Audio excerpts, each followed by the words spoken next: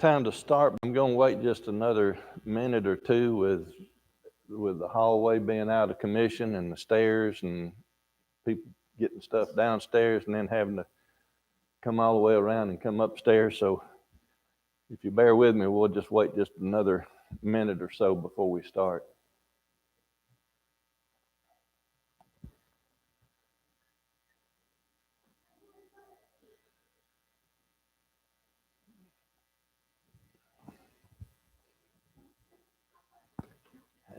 How did Terry's visit go?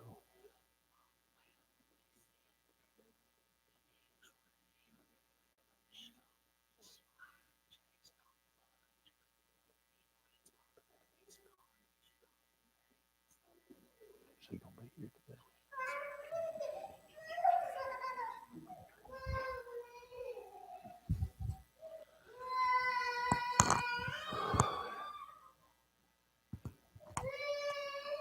Well, I know we'll have another one or two come in, but I'm going to go ahead and get started with some announcements. We need to remember all of those that are on our sick list, all of those that have lost loved ones recently. Just checking on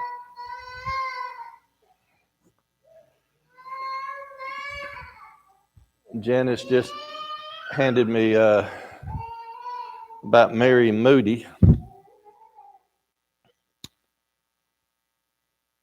which the funeral was yesterday. So the Moody's have lost one. Rosie. Jeremy in a wheelchair said he fell Monday getting in or out of a car and hyperextended a knee and possibly stretched a tendon or so in his calf. So keep him in our prayers. Brother Terry had made a visit to Birmingham and x-rays said there was maybe just some minor changes there, but we still need to keep Terry in our prayers. Janice. Is there anyone else on the sick, injured, or wounded list? Yes, ma'am. Okay. Brian is doing okay with his knee replacement and his therapy, but now he has a UTI, so need to remember him in that. Going to start today's class off just a little bit different than those in the past. And I'm going to ask Brother Terry if he would to have a prayer to begin the class, and also a prayer for me. I have been procrastinating and letting things go. I have not visited people the way I should. I have not made phone calls and checked on people the way I should. And I know I need to be a better example. And I ask anyone's forgiveness that I have slighted, and ask for your forgiveness and also your prayers and for my strength. Brother Terry, if you don't mind, would you say a prayer, please?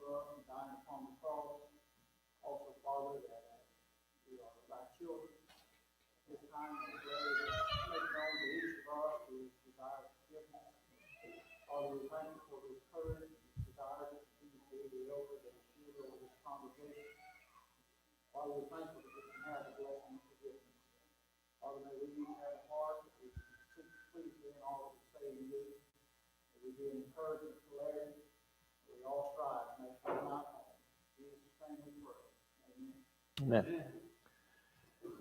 Numbers chapter 27. Numbers chapter 27.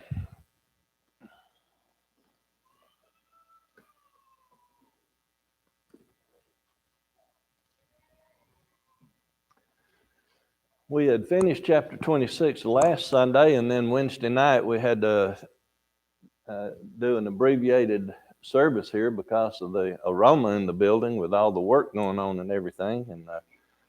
And so fortunately, in today's class, when we get through chapter 27, 28, and 29, gets back into procedure that we won't take time to go into. It just talks about the feast and the offerings and things of that nature. So we should be able to move through pretty quickly and catch up on some stuff. However, in chapter 27, there is a lot of information in this chapter. It starts out by the daughters of Zelophehad, the son of Hepher, the son of Gilead, the son of Machir, the son of Manasseh, of the families of Manasseh, the son of Joseph. And these are the names of his daughters: Mahlah, Noah, Hoglah, and Milcah, and Tirzah.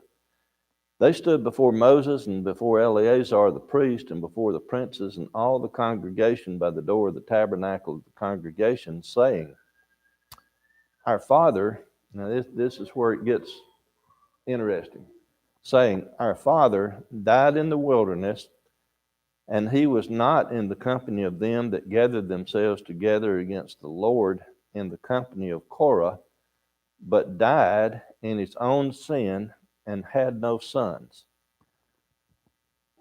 This verse contains many important things. One, we find out that the daughters, that the man had daughters but no sons.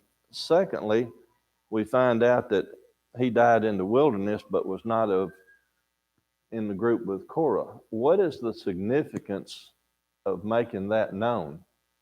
That he died of his own sin in the wilderness, had nothing to do with this other group of Korah. He had not thrown off the authority of God in Moses, but what was his own sin?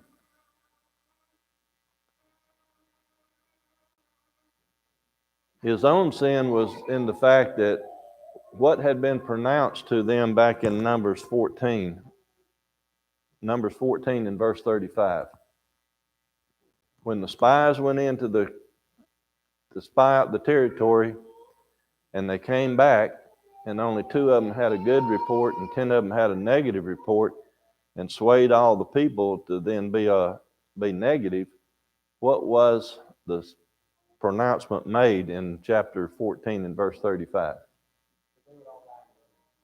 Everyone of that generation would die in the wilderness. The only ones that would then make it into the new territory would be those that were not counted in the first numbering in Numbers chapter 1, those under 20 years of age.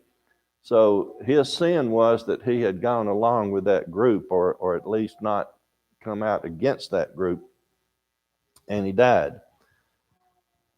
The other thing, when we get down to verse 4, then it says, Why should the name of our father be done away from among his family, because he hath no son? I'm going to pause there before we go into the rest of it.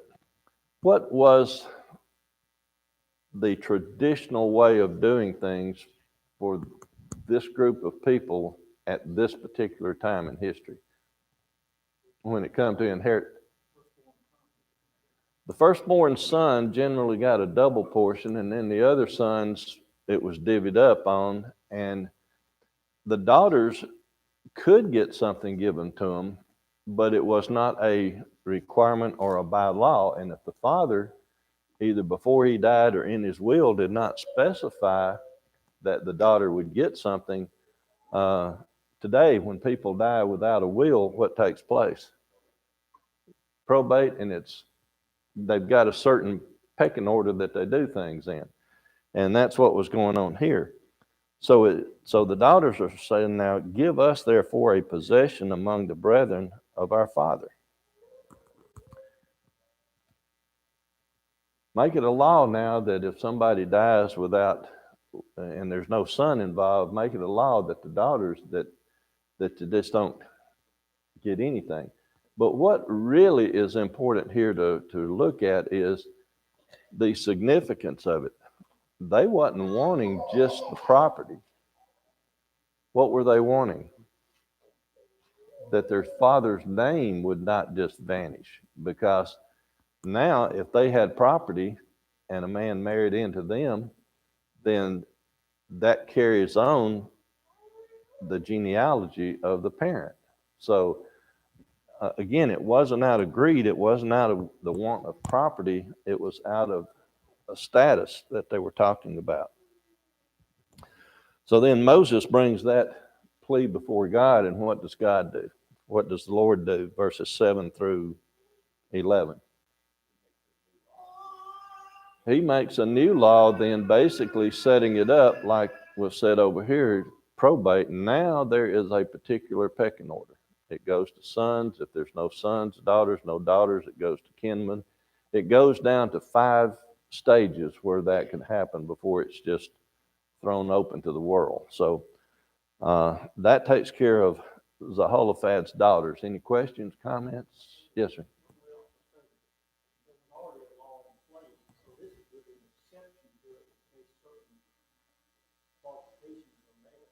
Right. The original law, Brother Clarence just, if you didn't hear him, just said there was already a law in place, didn't this just add to it?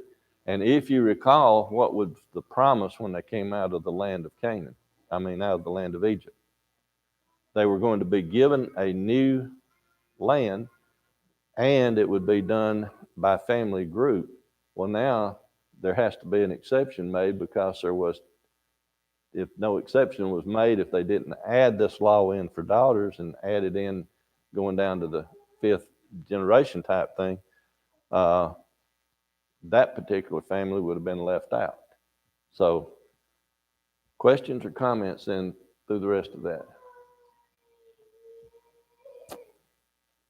Verse 12 picks up a new section. It says, the Lord said unto Moses, get thee up into the Mount of Abarim, and see the land which I have given unto the children of Israel. And when thou hast seen it, thou also shalt be gathered unto thy people, as Aaron thy brother was gathered. Here's the first pronouncement, or the first talk the Lord had with Moses, saying, okay, your time's about up. You're going to have to do these things. And then verse 14 tells the why.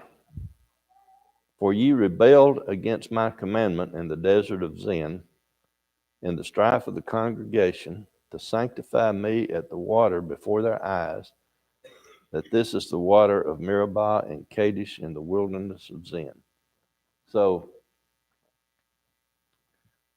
what was Moses, and I'm going to ask this in an abstract way, and I hope you pick up on what I'm trying to get at, but what was Moses' function all the way from the time that he started talking to Pharaohs to free the people, all the way through leading the people to this spot right here where they are about to now get into the promised land?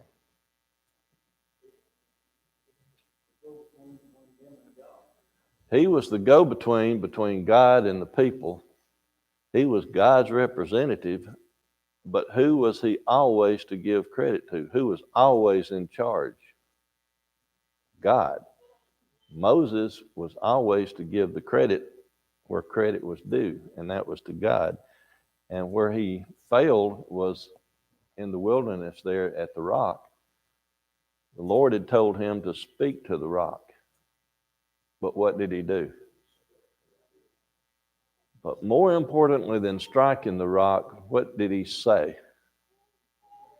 Must I? He put himself in that position instead of giving God the glory. And that was the both. But I think more importantly, as we go through here, it's if you look at the verse in itself, where it says that you did not. Let me find it again.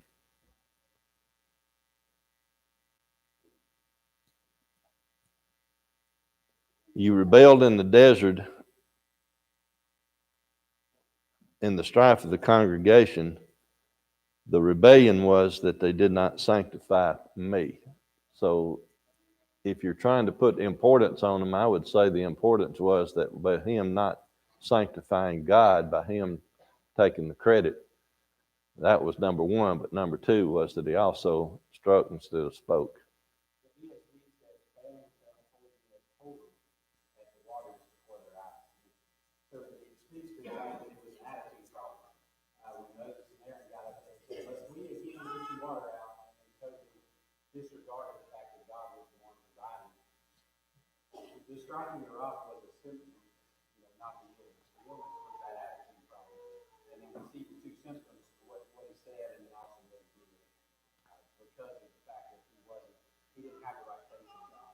I'm in total agreement with you. I'm in total agreement with you, and but also striking the rock was the attitude that was. Uh,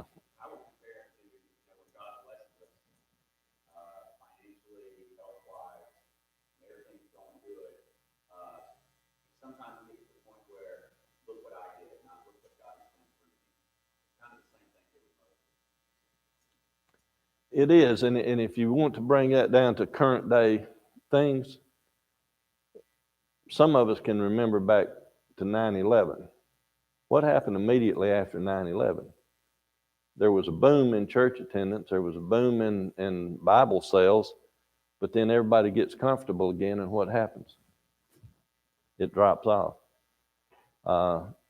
When people are in need is when they turn to God, and when they think they can do it all on their own, it's when they stray from God.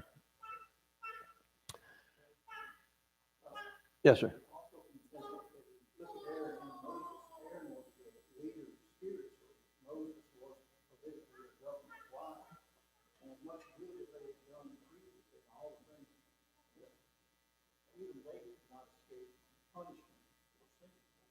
That is correct.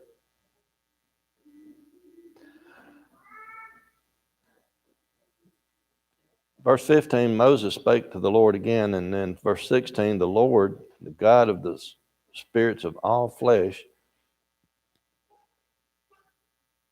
said, set a man over the congregation.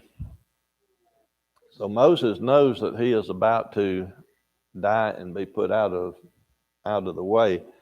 So a replacement needs to come in. If we come down to verse 18, the Lord said unto Moses, take thee Joshua, the son of Nun, a man in whom is the Spirit, and lay thine hand upon him. Now, this laying of Moses' hand upon Joshua, some people, I think, want to make that to be a bigger deal than what it is. But basically, all it is a symbol of transferring of power. If you look at the military today, and Brother Jeremy, you've been through this, I suppose you've been through this as many years as you was in, when you went to a change of command ceremony, what happened? They didn't just announce that Joe's going to take over for Bob. They had this big production and show. The Japanese even went a step farther. If a Japanese was going to be replaced and somebody take over him, he would sit in the prominent chair and his replacement would sit in this chair, and then they would have a conversation, and then they would go through the legal rigmarole, and then they would change positions before they up and left the room. So here the Lord had told Moses that Joshua was going to be the next one, and now you just start transferring power over to him. Verse 21 says, he shall stand before Eleazar the priest, who shall ask counsel for him, after the judgment of Urim before the Lord. At his word shall they go out, and at his word they shall come in, both he and all the children of Israel with him, even all the congregation. Now, if you notice there, that verse puts some limitations on Joshua that was not on Moses. When Moses was the go-between God and the people, Moses spoke directly to God. The Lord spoke directly to Moses.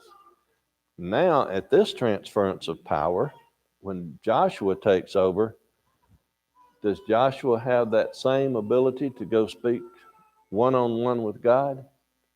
Now he has to go through Eleazar, the priest. Aaron's already out of the way, now it's Eleazar. And the Urim and Thummim, if you go back into where the breastplate and all was made, that's where those items were placed, which brings them down to being able to get the information from. Yes, sir.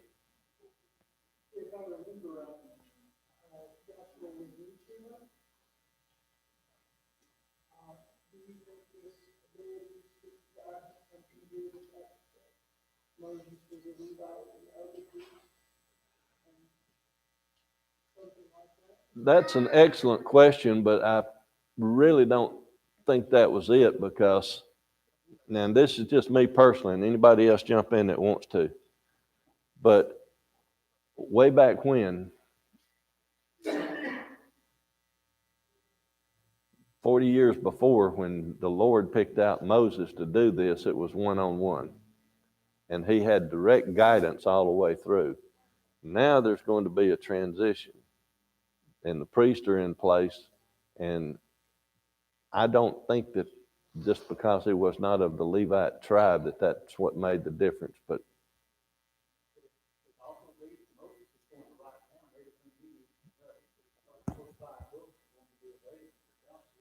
he's going to have written instructions, and but now that's putting the priest in their lineup.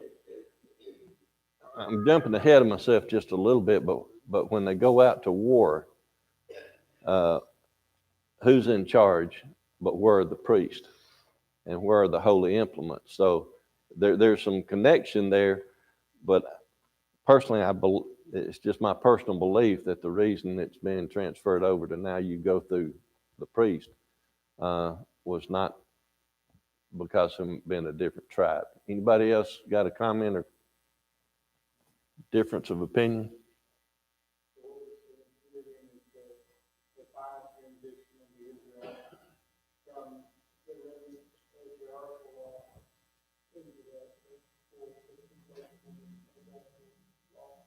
Yes, now they're getting moved into a different organizational structure. Anything else? Then verse 22 and 3 just says, and Moses did all the Lord commanded him, took Joshua, set him before Eleazar the priest, before all the congregation, laid his hands on him, gave him charge as the Lord had commanded by the hand of Moses. Okay, now like I said, verses 28 and 29 deal with the offerings and the feast, and if we wanted to take those and break them down, we could probably spend 6 or 7 weeks just talking about each one, but I would prefer to jump on over to chapter 30. And chapter 30 gets into vowing vows. Similar to making offerings and similar to the feast, but here it gets more personal. It says, if a man vow a vow unto the Lord, or swear an oath to bind his soul with a bond, he shall not break his word. He shall do according to all that proceedeth out of his mouth. I know I'm going to stray off course just a little bit on this one. When I was a youngster, a preteen,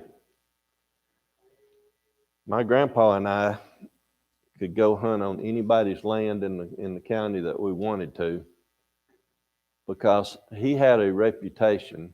I was too young to have a reputation, so I lived on his reputation.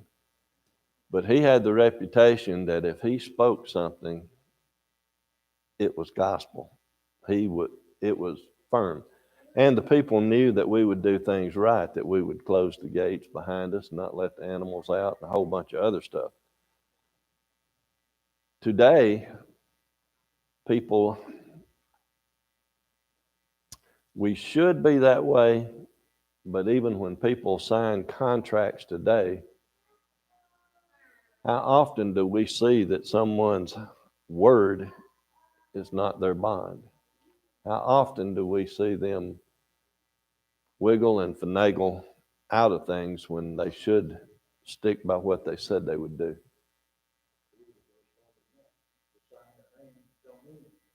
Yeah. And there was actually a country music singer years ago that someone had said about him that I had rather have his word than his name on a contract, because his word was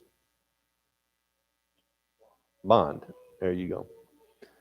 Then it goes into, if a woman also vow a vow and bind herself by bond, but there's some conditions with the women.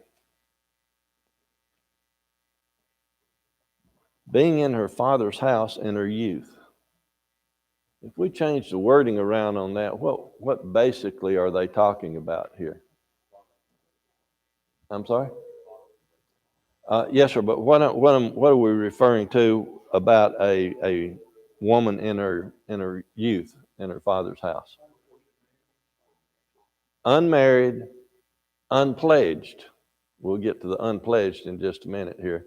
But basically, it's a younger woman that has not yet been bound to a husband, still under her father's control, her father's authority in the house. Verse 4 then goes into what Brother Jeff said, and her father hear her vow and her bond wherewith she hath bound her soul, and her father shall hold his peace at her. Then all her vows shall stand, and every bond wherewith she has bound her soul shall stand. So if she makes a vow to the Lord and her father hears it but says nothing, then it's not technically a binding contract, but it's binding. But then verse 5 says, if her father disallow her in the day that he heareth, not any of her vows or of her bonds wherewith she hath bound her soul shall stand, and the Lord shall forgive her, because her father disallowed her. Why would God forgive her for not holding a vow that she made just because her father disallowed it?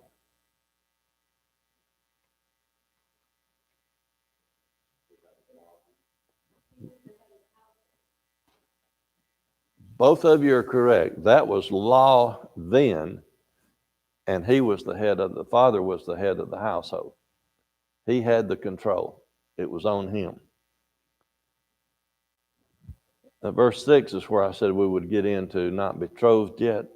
Verse 6 says, and if she had at all an husband when she vowed, or utterance aught out of her lips wherewith she bound her soul, and her husband heard it, and held his peace at her in the day that he heard it, then her vows shall stand, and her bonds wherewith she bound her soul shall stand.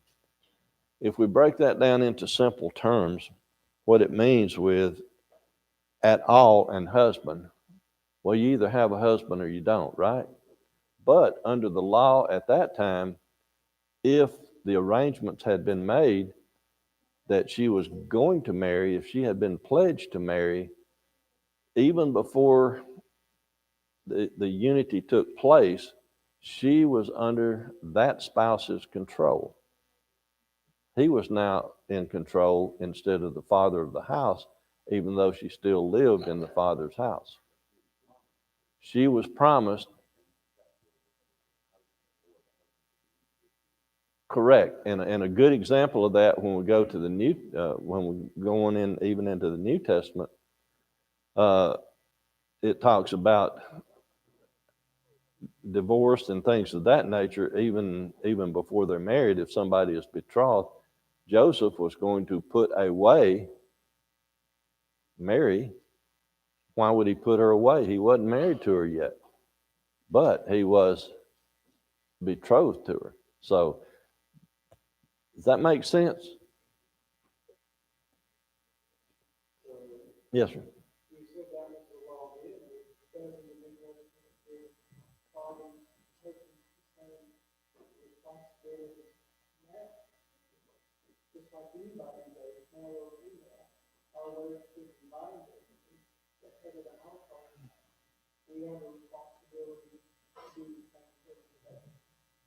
Yes, sir. Let me clarify that. I was talking about in the betrothed and the arrangements and things of that nature, not where we should be on making our vows solid. Sorry.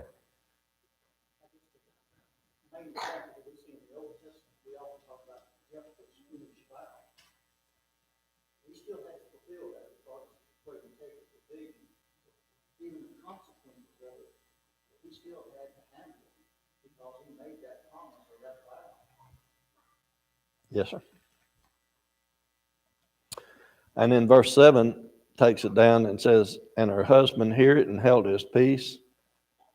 Then her vows shall stand and her bonds wherewith she bound." So the husband now is in the place of the father, that he still has the overriding authority. So if the husband doesn't say anything at that point, it stands. But then verse 8, "But if her husband disallowed her on the day that he heard it, then he shall make her vow which she vowed, and that she uttered with her lips, wherewith she bound her soul, of none effect, and the Lord shall forgive her." Again, it's who's in charge. And it goes on down to the vows and everything. So if we look at verse 16, "These are the statutes which the Lord commanded Moses between the man and his wife, between the father and his daughter, being yet in her youth, in her father's house." Yes, sir.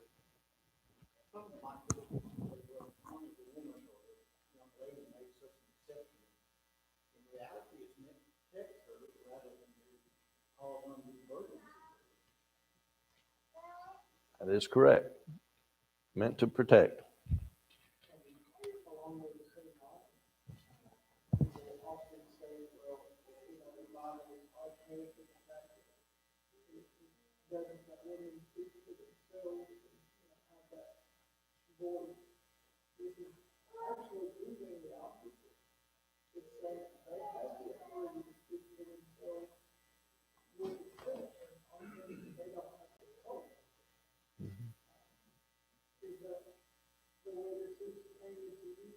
It is.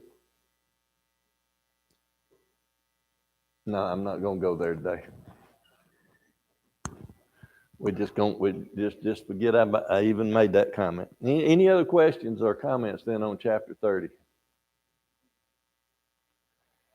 Chapter 31, the Lord spake again unto Moses and says, "Now avenge the children of Israel of the Midianites. Afterward shall thou be gathered unto the people." So now he's about ready to go out and do some war. Now this particular one, just for a heads up, is going to be different than ones later on when we get into the book of Deuteronomy. When we get into the book of Deuteronomy, when they go out to war, what were they supposed to do when they started to lay siege to a city? Give them a little bit of notice. And if they would change, then things would work one way, and if they didn't. Here, there is no allowing them time to do anything. They're going to be destroyed. When we look at verse 6, it says, "Moses sent them to war."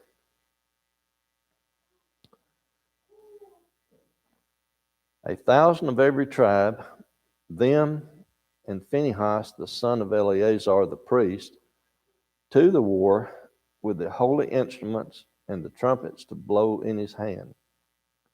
Now, who was the commander of the army when Moses sent them out here? There was 12,000 that went out, plus the priest and the holy implements and all. Who was in charge?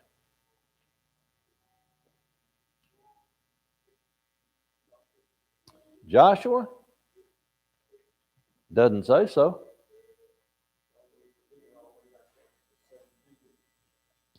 Thank you. If we go back to Exodus chapter 17 and verse 9, Moses put Joshua to go out and take care of the problem.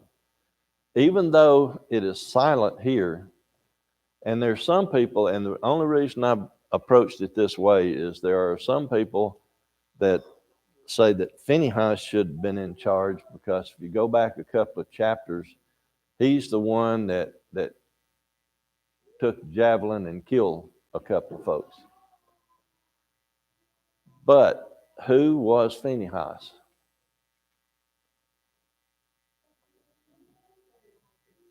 He was the son of the high priest. He was in that realm. And when he takes out the holy instruments, what does that mean? What are the holy instruments? Ark of the Covenant, which they had a certain way to do things, and the priest had to be there in charge, and the trumpets, blowing of the trumpets. So this is where they coordinated their efforts and got along, but the army itself, and I'm totally in agreement with Brother Clarence, the commander of the army at this point is Joshua, even though it doesn't say so, because Phinehas, the son of Eleazar, is dealing with the holy implements and taking care of the trumpets and things of that nature. Questions or comments?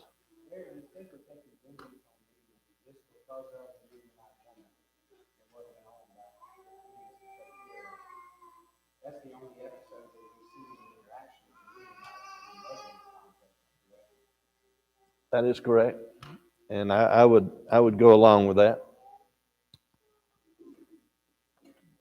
And that's to me, that's another reason that they're not just going in. It's not like them going in to conquer the land and take their possession, because this war, if you look at it, this war is the vengeance of the Lord, something that was done against the Lord. And who did something against the Lord? The Midianite woman. So, and here it says they warred against the Midianites as the Lord commanded Moses, and they slew all the males. Now this is going to start getting interesting. They just slew the males. Now if we skip all the way down to verse 15, I only have 5 minutes. That's why I'm skipping some, and I'm trying to get through chapter 31. Moses said unto them, have you saved all the women alive? And this builds on what Brother Jeremy had just mentioned about the Midianite woman. You save the women alive. Behold, these caused the children of Israel through the counsel of Balaam to commit trespass against the Lord in the matter of Peor, and there was a plague among the congregation of the Lord. So again, the battle is because the Lord is taking vengeance on those that did him wrong. And then he says, now therefore kill every male among the little ones. They killed all the adult males, and now they're to kill all the remaining males. And kill every woman that hath known man by lying with her. But all the women children that have not known a man by lying with him, keep alive for yourselves. Questions, comments?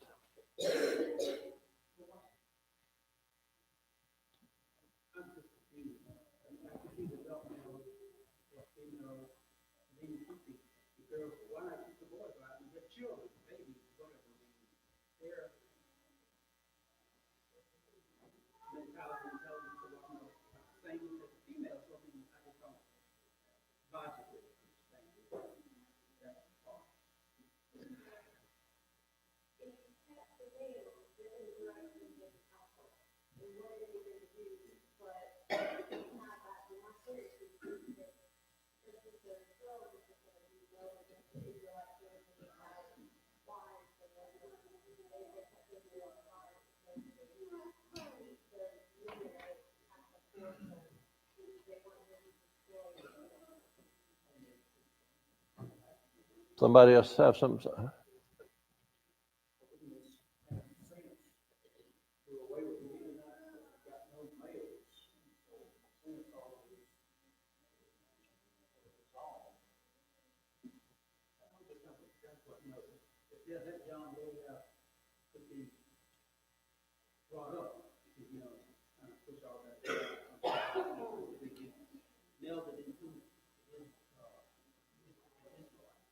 Yes, sir.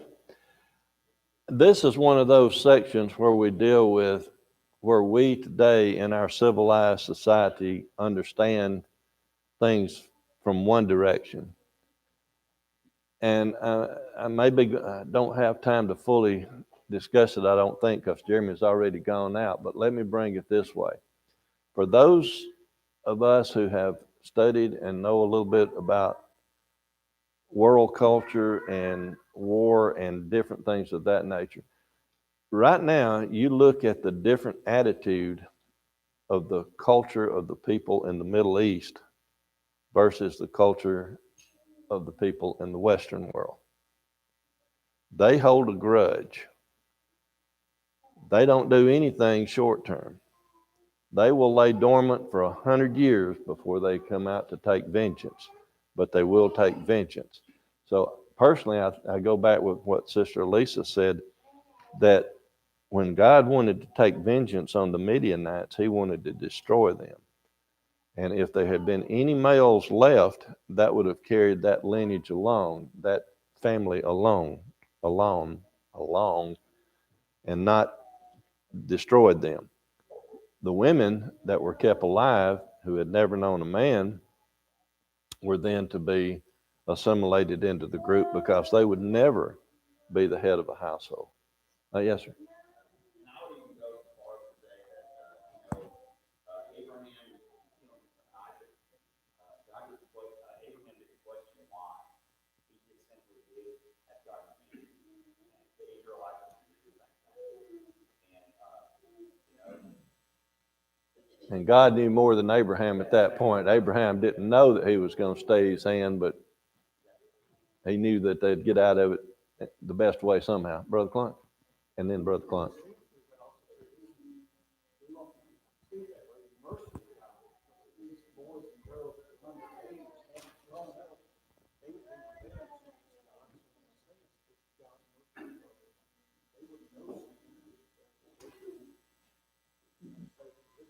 That is correct.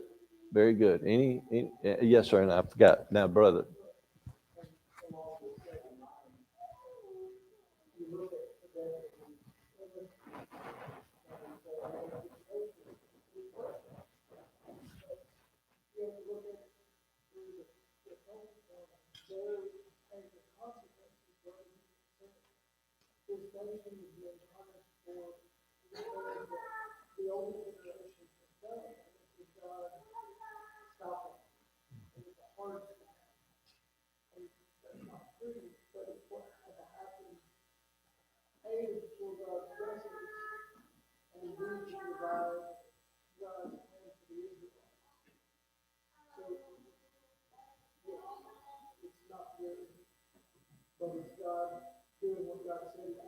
Mm-hmm.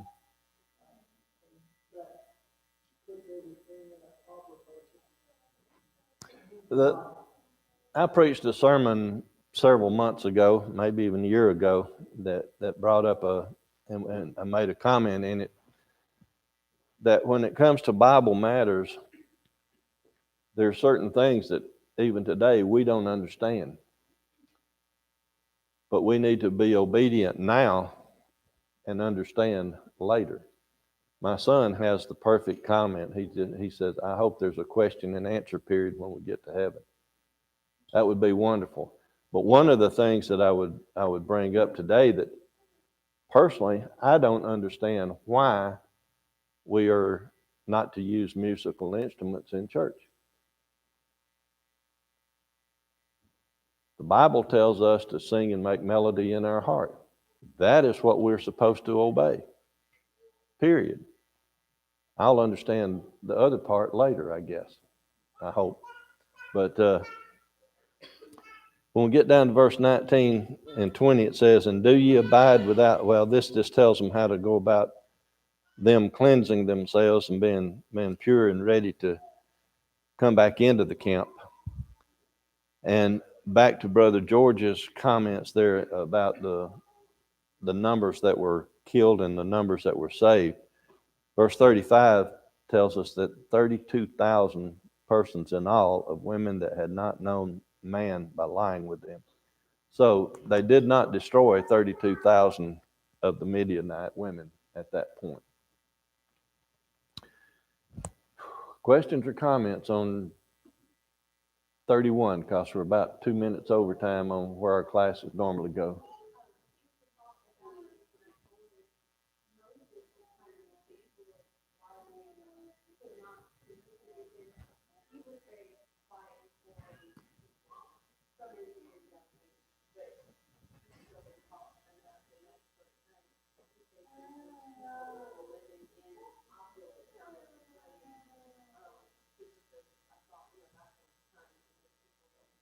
Yeah, he was, father-in-law was Jethro, who was termed a media night at one point too, yeah. Oh, okay.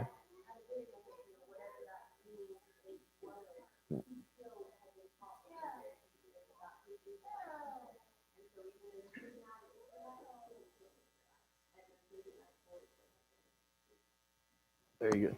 Our time's up, right? Ring, ring, ring, ring.